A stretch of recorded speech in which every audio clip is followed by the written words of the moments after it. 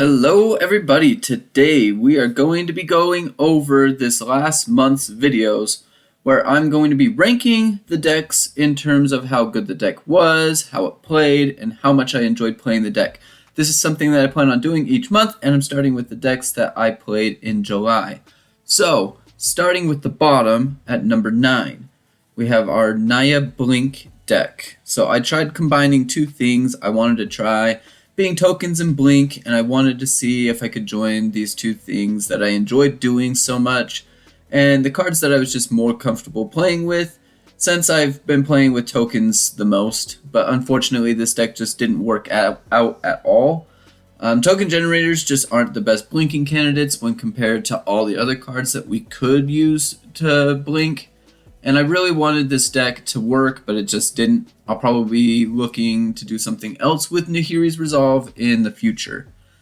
At number 8, we have our Naya Forge deck. So in this deck, I really wanted to play with the Urabrask's Forge. I tried building this deck around creating a bunch of tokens, but the deck really needed to take its time to develop a board, and most of the games that I played, it took too long to develop that board presence, and this was just a janky build that really relied on certain cards being out on the field, and it just didn't live up to the hype of what I wanted to do with it. At number 7, we start getting to my mid-level decks of I really liked the idea, had fun playing it, but the deck just didn't perform great. So at number 7, we have our Simic Planeswalkers deck.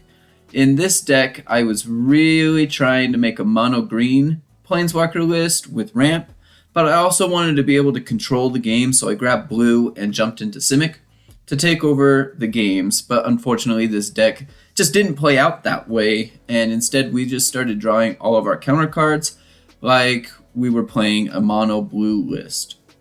I really enjoy playing with Renin Realmbreaker and Nissa, so I wanted to see if I could make a deck that does this well, but with mostly drawing our blue spells, it didn't help our win rate at all and was a really unfortunate thing for me to face. At number 6, we have our Abzan Superfriends list. As I've stated in the past, Abzan is my favorite color combination, and Abzan has some pretty solid planeswalkers to play with, I think. The hard part is that a Super Friends list is how to protect your planeswalkers. I tried tokens as my way of protecting the planeswalkers, but that ultimately resulted in us putting in some cards that just weren't best served being out in this deck, and it just really bogged the deck down. I really like the planeswalkers in the Abzan colors, like I've said, so I'll probably be trying to put those planeswalkers into some other decks as we continue to build decks. So now moving on to the top 5 decks. These are decks that I really enjoyed playing, and I could see myself building around these in the future.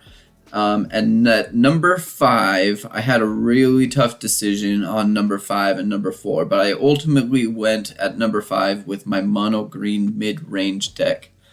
Even though this deck is my best performing video in terms of how YouTube works with its views, but I did receive some comments in that video that mentioned this deck doesn't necessarily have a strong focus out overall, and I agree with them after looking at it. It's built like an aggro deck, trying to be mid-range, which puts itself in a really bad position overall, and this really affected the win rate quite a bit, because it didn't really have the tools in the late game that a mid-range deck is really supposed to have, and it really was just trying to rely on Nissa in those late game situations, which isn't the greatest idea in the world because we only had 2 in our deck. Nissa's a great finisher, but when we only have 2 in our deck out of 60 or 61 cards, we're just going to have a really difficult time top decking Nissa.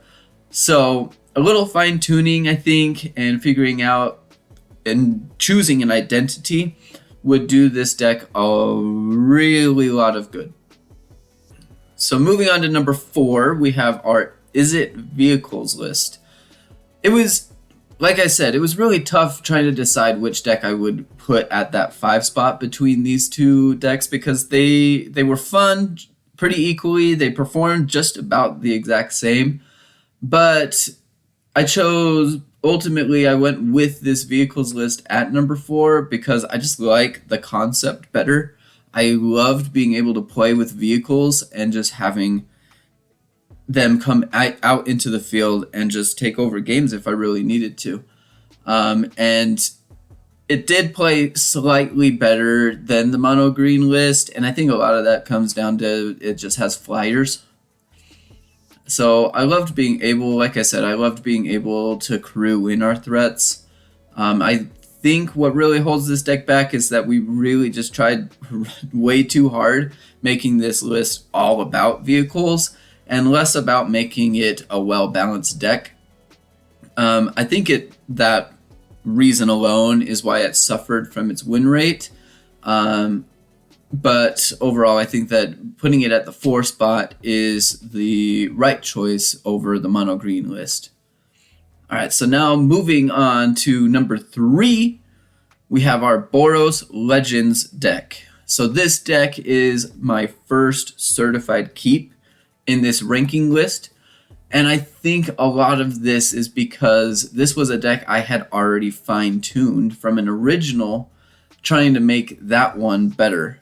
It had the makings, the original had the makings of a good deck, but it just needed that little extra push, and I think that's what this deck really ultimately did.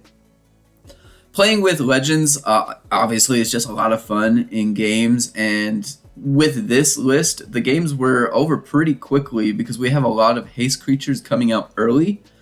It also has a pretty good curve out if you get into turn 4 and 5 because our 4 and 5 drops work extremely well with the creatures that are already on the field, giving them a little extra boost that helps solidify games if the game isn't already decided in the first 3 or 4 turns. And I mean, like, the deck is performed that we've brought their life total down so much that it's going to be really difficult for them to come back. This deck is a deck that I have continued playing, and I've just had a lot of fun being able to play with this deck. And now at number 2, we have a Gruul Monsters list.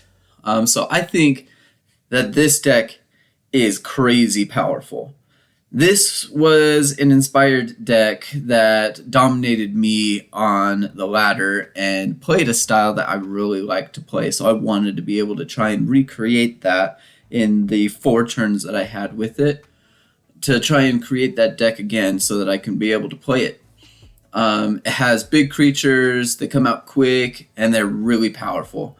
And it was surprising how quick the games really could be for me when you're playing a whole bunch of 7 drops and winning games as quick as turn 4. And that's just a lot of fun to be able to do that. I think that this was a finely tuned list that's very good at getting creatures out quick and can survive later games because you do have those big, huge creatures coming in to dominate those games. The only real problem with this deck is that it really relies on those big creatures. If they get taken out or ramp doesn't work, it does have some problems, but that is kind of just the way that I initially build decks. I go hard on one strategy, and then I fine-tune it as time goes along, and I think that this Gruul Monsters list can really do some serious damage on ladder if it can be finely tuned even better, which is what I'm hoping to do. But this list is something I've been continued to be playing and has done pretty dang well for the ladder for me. And now for the best deck, number 1, we have my Simic Copies deck. This deck was an absolute beast. It was something that completely shocked me.